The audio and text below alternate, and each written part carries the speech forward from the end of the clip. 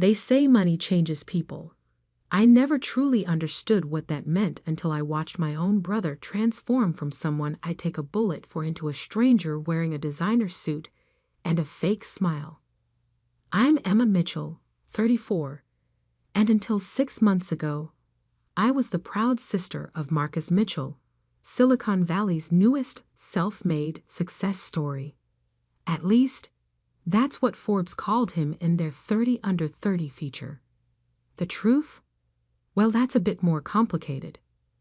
Growing up, Marcus and I were inseparable. Just 14 months apart, we were more like twins than regular siblings. While our parents worked double shifts at their restaurant to keep us fed and clothed, we looked after each other. I helped Marcus with his math homework. He scared away the boys who tried to bully me in middle school. When I got my first job at 16, I split every paycheck with him so he could buy the computer parts he dreamed about. One day, he'd say, hunched over his latest technological experiment, I'm going to create something amazing. Something that'll change the world. And when I do, we'll never have to worry about money again. I believed him. How could I not? Marcus had always been brilliant, even if he was terrible at showing it in school. While other kids played video games, he learned to code. While they went to parties, he built computers from scraps he found at the local electronics recycling center. I was his biggest cheerleader, his constant supporter, and sometimes his only friend. When our parents' restaurant failed during the recession of 2008, I put my college plans on hold. Instead of pursuing my dream of becoming an architect, I took a job as a bank teller to help keep our family afloat. Marcus was devastated when I told him, "You can't give up college," he argued, his eyes filling with tears. "You've worked so hard for this." But I just smiled and hugged him. "It's not giving up," I told him. "It's investing in our future. You're going to do great things, little brother. Someone needs to make sure you get there." And for 10 years, that's exactly what I did. I worked my way up from teller to branch manager, taking night classes when I could afford them. Every spare dollar went into supporting Marcus's dreams. When he needed seed money for his first startup attempt, I emptied my savings account. When that failed, I took out a personal loan to fund his second try. When that one crashed too, I refinanced my small condo to give him one more shot. "Third time's the charm," I joked, handing him the check for $50,000. He hugged me so tight, I could barely breathe. "I'll pay you back double," he promised. "Triple. You'll see, Eve. This time, it's going to work." And surprisingly, it did. Mitchell Tech Solutions launched in 2020, just as the world was going digital. Their security software caught the attention of several major tech companies, and suddenly Marcus was everywhere. Tech magazines, business podcasts, startup conferences. My little brother had become the success story he'd always dreamed of being. I couldn't have been prouder. Even when he moved to a luxury apartment in San Francisco and started wearing suits that cost more than my monthly mortgage payment, I was just happy to see him living his dream. The fact that he hadn't paid back any of my loans yet didn't bother me. He was busy, I told myself. Building an empire takes time. Then came the announcement. Marcus was getting married to Victoria Blackwood, daughter of telecommunications mogul Robert Blackwood, the woman he'd met at some exclusive tech conference 3 months ago. The wedding would be at the Blackwood estate in the Hamptons, with a guest list that read like a who's who of Silicon Valley. "It's going to be perfect," Marcus told me over the phone, his voice distant and distracted. "Victoria's planned everything. Oh, and she needs another $50,000 for the flowers and the ice sculpture. Can you help out? Just one last time?"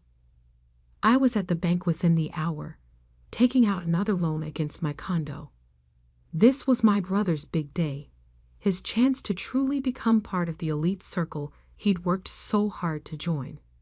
Of course, I would help. The wedding invitation arrived 2 weeks later, a gorgeous thing of handmade paper and gold leaf. I was admiring it at my kitchen table when my phone buzzed with a text from Marcus. Need to talk. Video call in 5. When his face appeared on my screen, something was different. The warmth in his eyes, the one that had survived all our struggles, was gone. In its place was something cold, calculating. There's been a change of plans, he said, not quite meeting my eyes. About the wedding. Victoria thinks it would be better if you didn't come. The world seemed to tilt sideways. What? It's just, he cleared his throat. The guest list includes some very important people. CEOs, investors, potential partners. Victoria thinks, well, we think it might be awkward having a bank manager there. It could affect some delicate business relationships. I stared at him, waiting for the punchline. It didn't come. Marcus, I'm your sister. I've supported you through everything. I've given you every penny I had. And I appreciate that. He cut in, his voice taking on the smooth, practiced tone I'd heard him use in interviews. But this is about the future of Mitchell Tech. We're in talks with major investors. The Blackwoods have connections we can't afford to jeopardize. You understand, right? I didn't understand. Not at all. But as I opened my mouth to argue, to remind him of everything we'd been through together, a notification popped up on my laptop. Someone had just tried to access my work email, specifically the folder where I kept documentation of all my loans to Marcus. That's when I knew. This wasn't just about the wedding. This was about erasing the past, creating a new narrative where Marcus Mitchell was truly self-made, with no messy family ties to complicate his perfect success story. You're right, I heard myself say, my voice steady despite the tears burning behind my eyes. I understand completely. After hanging up, I sat in my kitchen for a long time, staring at the wedding invitation I could no longer use. Then I opened my laptop and started digging through years of financial records, emails, and text messages. If Marcus wanted to rewrite history, he should have remembered one thing. I'm the one who taught him to always keep receipts. What I found in the next few hours would change everything. But that night, I just sat there, watching the sun set through my kitchen window, mourning the loss of the brother I thought I knew.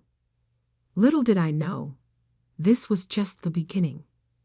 The real story, the one that would eventually attract the FBI's attention, was about to unfold in ways none of us could have predicted. The thing about working in banking for 15 years is that you develop an eye for patterns.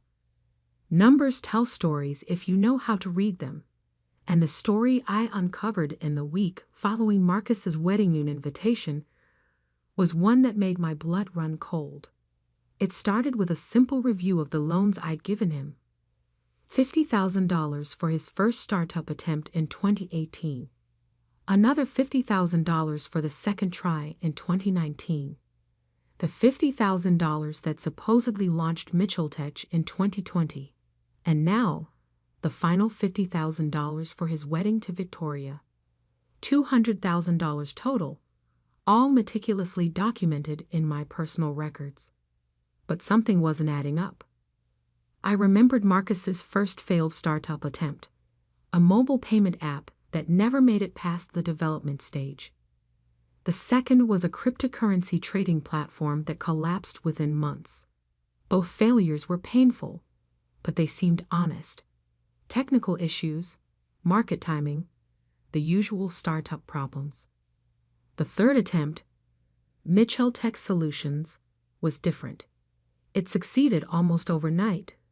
securing major contracts with tech giants within months of launch. The industry called it a miracle. Now I was starting to wonder if it was something else entirely. Just checking some historical records, I told my assistant at the bank when I requested access to all transaction records related to Marcus's business accounts. As his primary bank, we had handled most of Mitchell Tech's early financial operations before they moved to bigger institutions. What I found sent chills down my spine. The $50,000 I had given Marcus for Mitchell Tech had never been deposited into the company's account. Instead, it had been transferred through a series of smaller transactions to an offshore account in the Cayman Islands. But Mitchell Tech had still launched with significant capital, $2 million to be exact. Where had that money come from? I spent 3 sleepless nights tracing the money trail. Bank statements, wire transfers, corporate filings.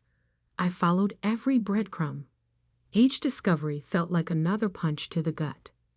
The prestigious security software that had put Mitchell Tech on the map?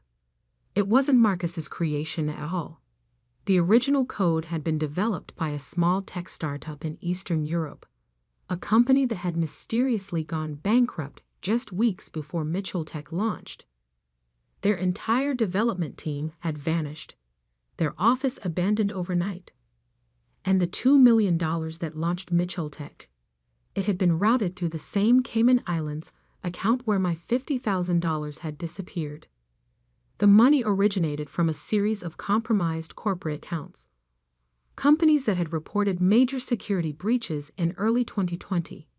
My brother, my brilliant little brother who I'd supported all these years, hadn't created a revolutionary security software. He'd stolen one, using hacked funds to finance the operation.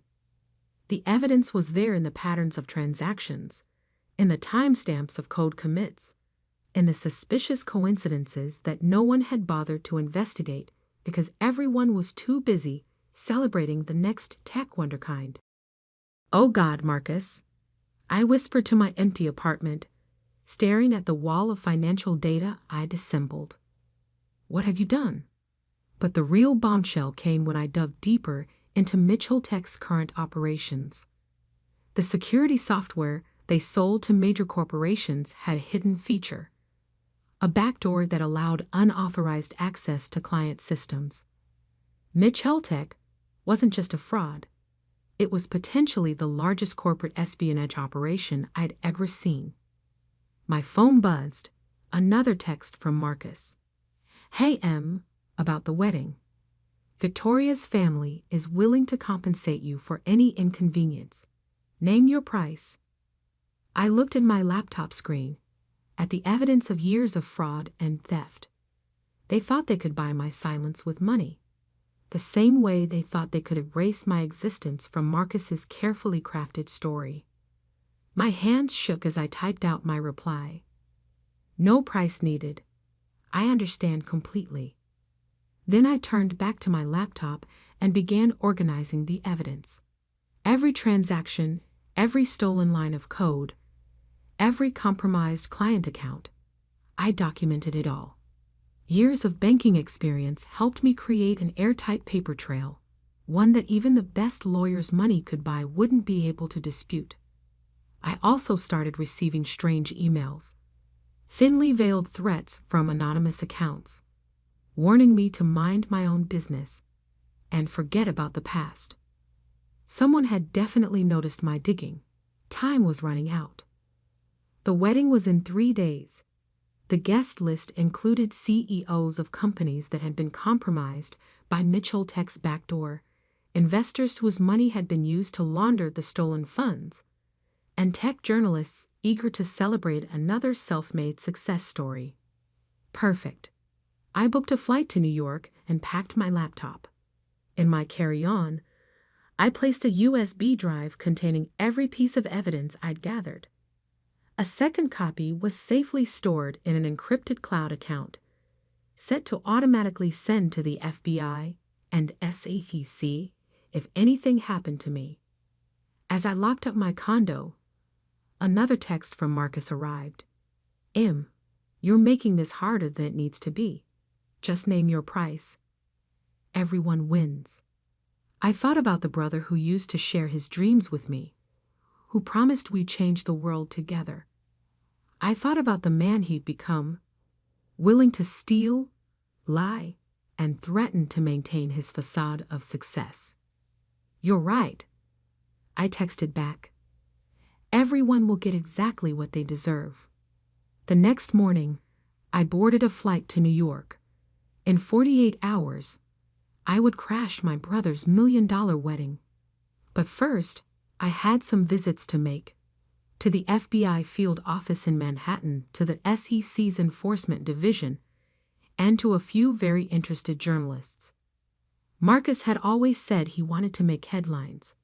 Well, I was about to help him do exactly that.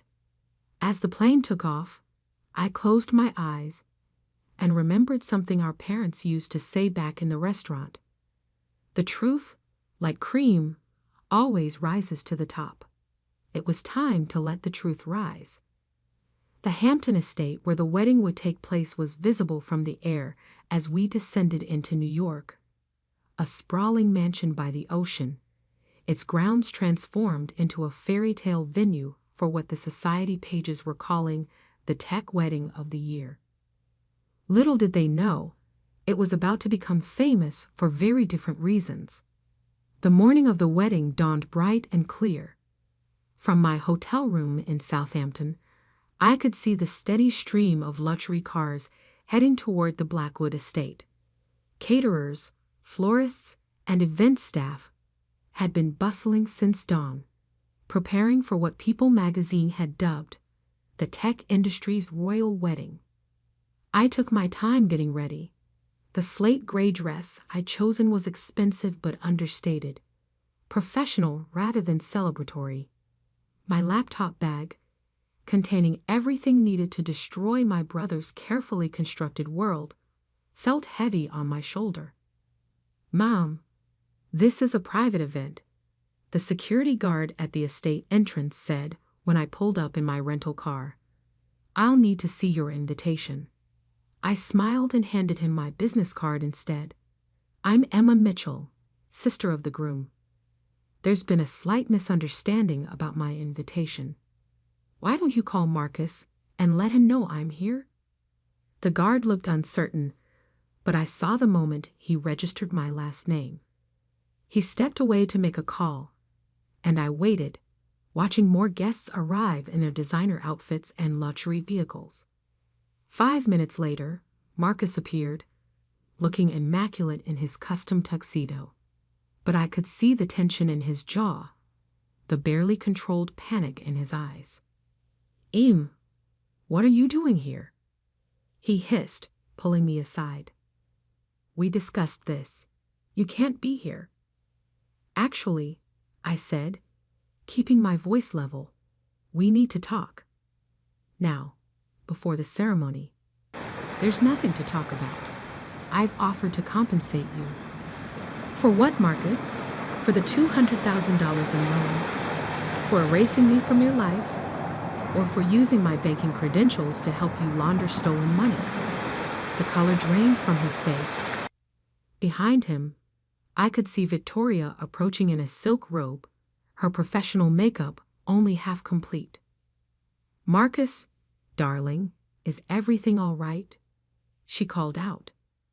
Then she saw me, and her perfectly shaped eyebrows drew together in annoyance.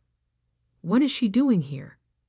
"She was just leaving," Marcus said quickly, gripping my arm. "Weren't you, Em?" I pulled free of his grasp. "No, actually, I think I'll stay.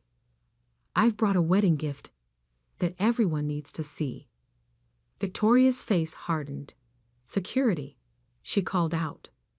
"I wouldn't do that," I said calmly, loud enough for nearby guests to hear. "Unless you want the FBI agents parked down the street to come in early. They're very interested in Mitchell Tech's operations, especially that backdoor in your security software, the one you've been using to steal corporate secrets from your clients." A small crowd had gathered now, drawn by the drama unfolding at the entrance. I could see Robert Blackwood, Victoria's father, pushing through the onlookers. "What's going on here?" he demanded. "Nothing," Marcus said quickly. "Just a family misunderstanding. And please, let's talk about this privately."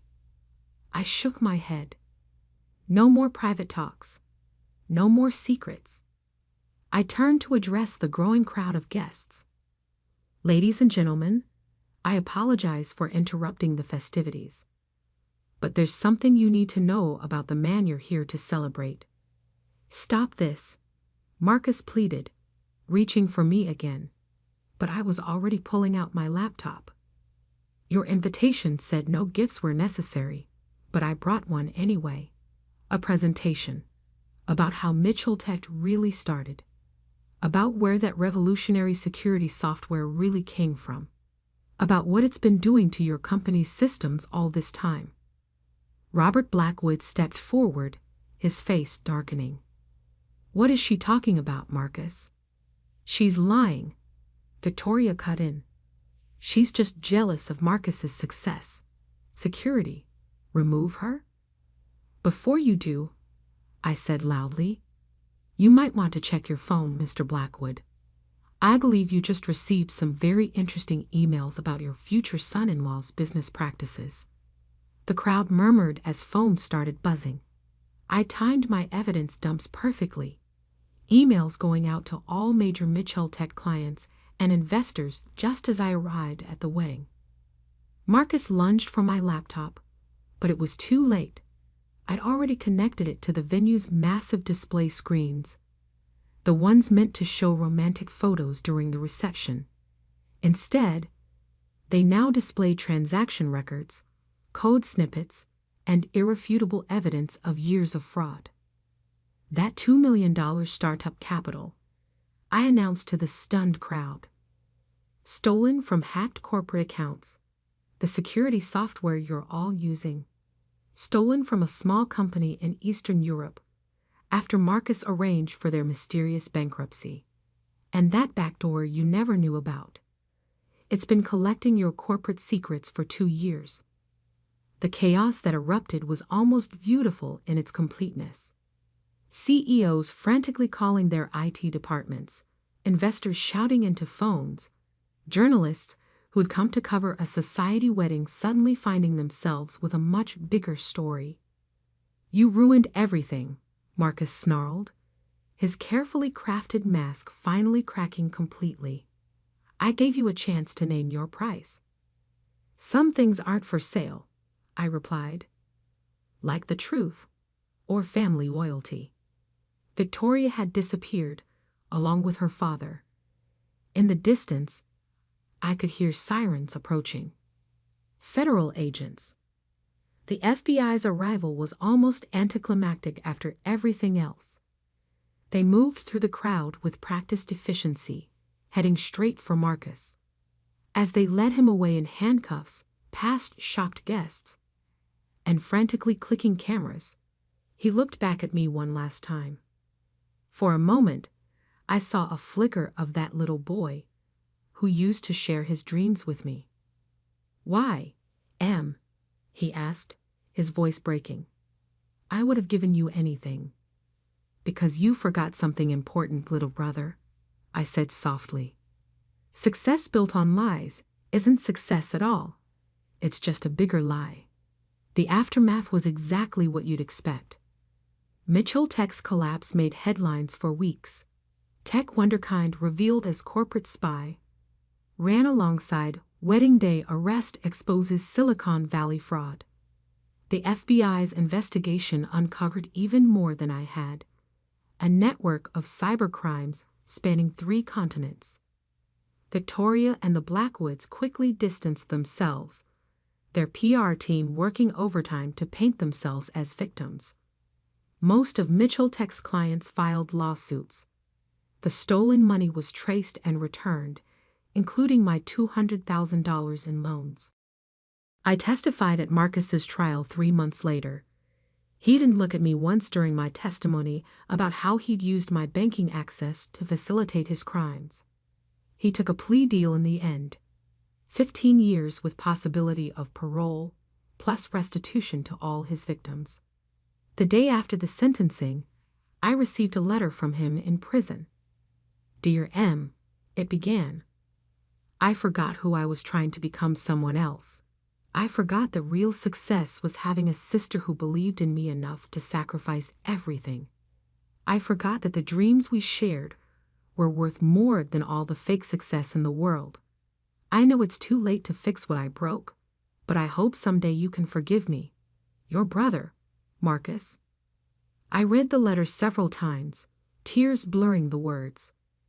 Then I put it away in a drawer and went back to work. Not at the bank.